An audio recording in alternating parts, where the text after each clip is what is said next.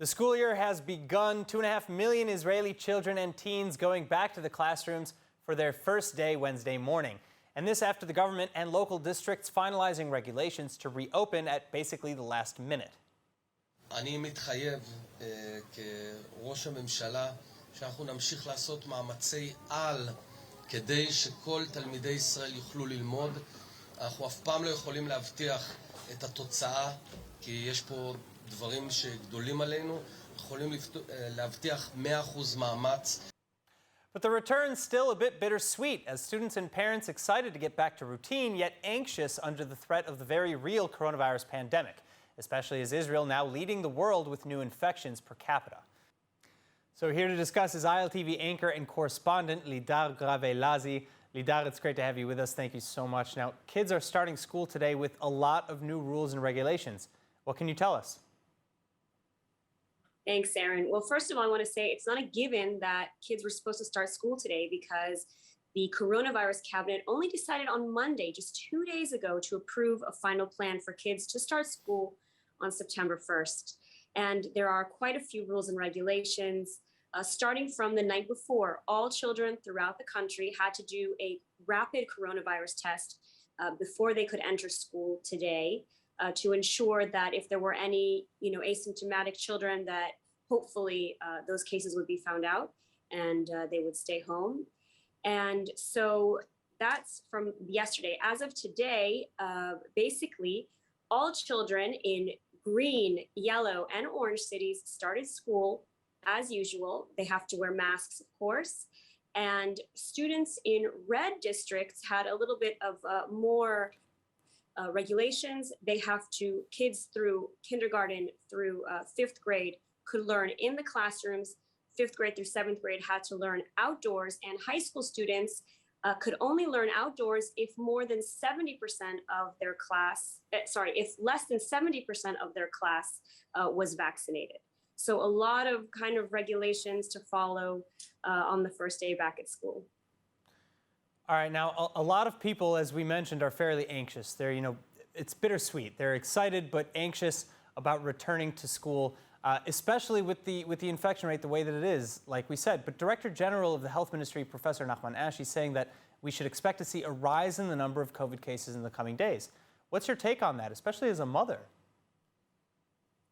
Well, we'll start basically by saying that it's clear that we'll probably find more cases of coronavirus that would have maybe gone undetected because so many students are taking the rapid coronavirus test. So I'm sure there are a lot of, there have been the night before some surprises for parents who suddenly found out that their kid might have tested positive. They had no idea. So I'm assuming that the health ministry is expecting to see quite a few students who they'll catch as being positive.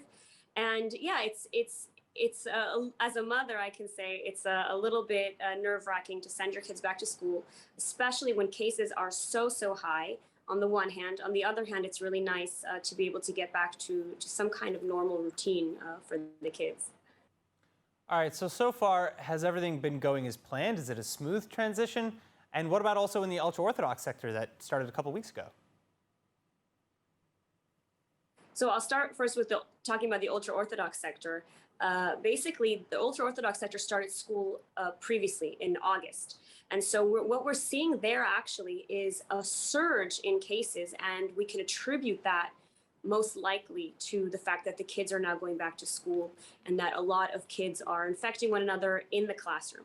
And so I think that what we've seen in the ultra-Orthodox sector is something that we can most likely expect to see in the general population. So I do think that as the health Director General of the Health Ministry said, we should expect to see a surge in cases as they've seen in the ultra-Orthodox sector.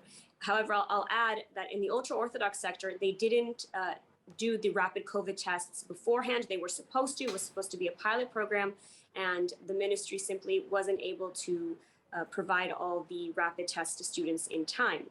And that brings me to today as well. The health ministry was also unable to give rapid tests to all 2.5 million children. So there are about 250,000 children who are staying home today because they were unable to do a coronavirus rapid tests because the schools simply didn't have them.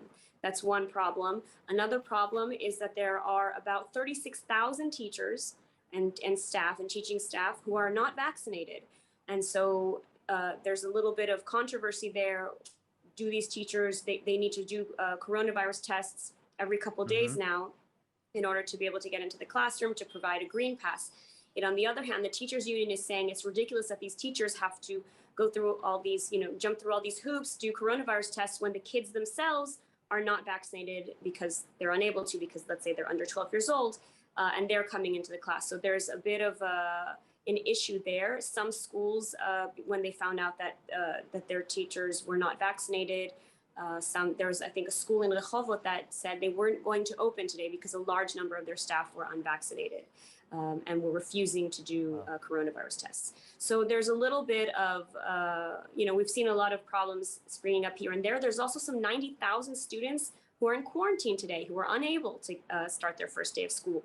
So we're starting the school year, but there are a lot of problems popping up, and I'm sure we'll see a lot more, many additional problems popping up in the coming weeks. All right, Lidar Gravelazi, thank you so much. Send our best wishes, of course, to your kids for their first day of school back in the classroom. And Chag Sameach, happy holidays. Thanks, Aaron. Chag Sameach.